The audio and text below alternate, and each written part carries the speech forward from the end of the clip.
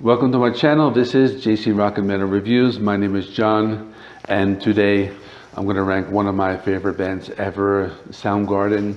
They have 6 studio albums, so let's not waste any time. Let's get right into it. Coming in at number 6 is Ultra Mega OK. This one came out in 1988. It's their first studio album. I didn't buy it when it first came out, and the first time I listened to it was probably a few years ago. It has more of a punk vibe, maybe like Nirvana, even though Nirvana didn't debut until a year later. A lot of people argue, like, what is the band that started the grunge movement? I mean, was it Alice in Chains' Facelift, or was it Nevermind? But this one came out long before those two. It's a good album, I like it. They do a cover of Smokestack Lightning by Howlin' Wolf. It's pretty cool hearing a bluesy song played in like a grungy style. Beyond the Wheel, that's pretty cool. It's very doomy.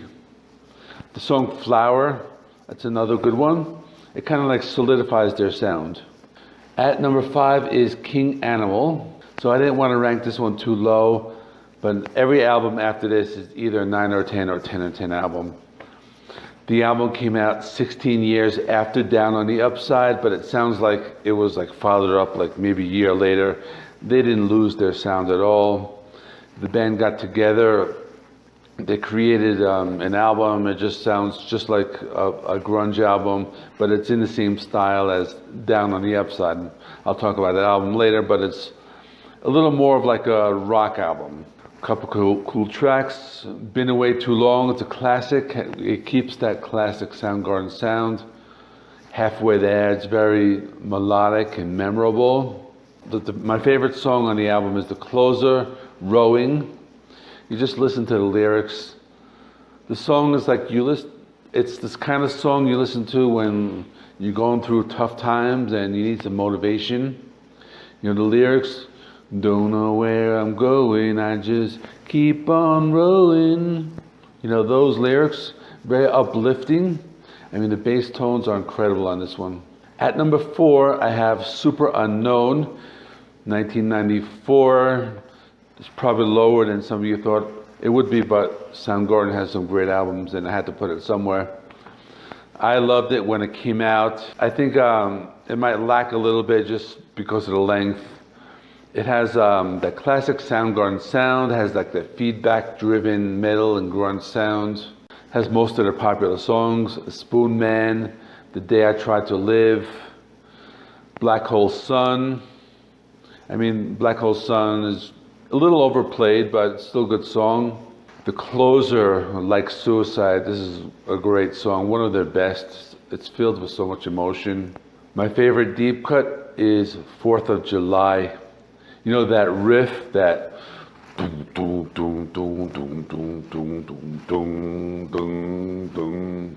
mean, that's where these bands like Suicide Silence or Impending Doom, you know, that's where that sound came from. It's not those metalcore bands. It's not from At the Gates. No, it's from 4th of July. So, such a great song, but like I said, the album does lack a little bit because they probably could have trimmed a little of the fat. It's a little long, but still a great album. At number 3, I have Louder Than Love. This one came out in 1989. This is their second album. I bought this one when it came out. You know, I was 18 years old. I didn't know what grunge was at the time, but this album stayed with me for a long time. It's a heavier album.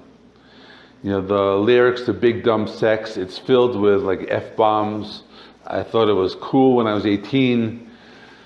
Kim Thayil really defines his guitar sound in this album. You know, we hear more of his signature sound on like the later albums. You know, he uses a lot of feedback and distortion, and you know, that's what creates that Soundgarden tone.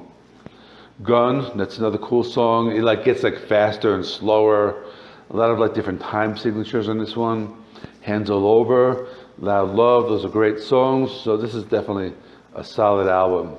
At number 2, I have Down on the Upside, 1996. I bought this album on cassette back in 1996. I played the hell out of it. I mean, I almost put it at number one. A lot of people rank this like lower. I've seen this like ranked at like the end in some rankings, but it's so solid.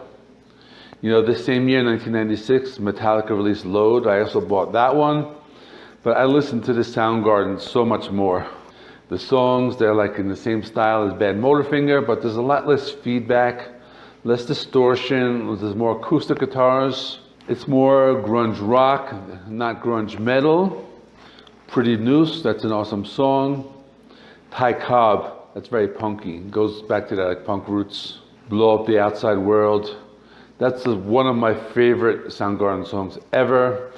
If I did a listing of all my Soundgarden favorite songs, that would definitely be a top 5 for me. And the album closes off with, I forgot the name, I'll put it later. But this song is very like trippy and psychedelic.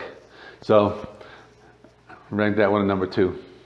At number 1 is Badmotorfinger. I mean, you guessed it, 1991. Their third album, but this is their, you know, their definitive album. It was released a month after Pearl Jam's 10, and on the same day as, or I think it's the same day as Nirvana's Nevermind. So it was during that like big bang period of like that grunge movement. The songs are heavy. Many songs like Outshined used like the drop D tuning. You know, a lot of other bands used that tuning a lot later. You know, notably like Pantera used that a lot. The album plays like a greatest hits. I mean, the first 4 songs, Rusty Cage, Outshined, Slaves and Bulldozers, Jesus Christ Pose, One Deep Track, Searching with My Good Eye Closed.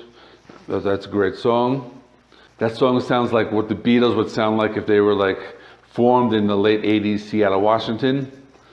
This is definitely a 10 out of 10 album, and that's why I ranked it at number 1.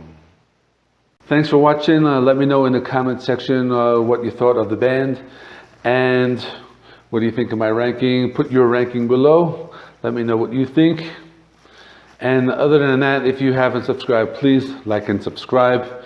Helps out my channel, and you'll be updated whenever I upload a new video, which is pretty much every day. I try to get one out almost every day or every day. So hit that like button, hit that subscribe. You can find me on Facebook at JC Metal Reviews. Other than that, have a great day and keep on rocking. I will see you soon.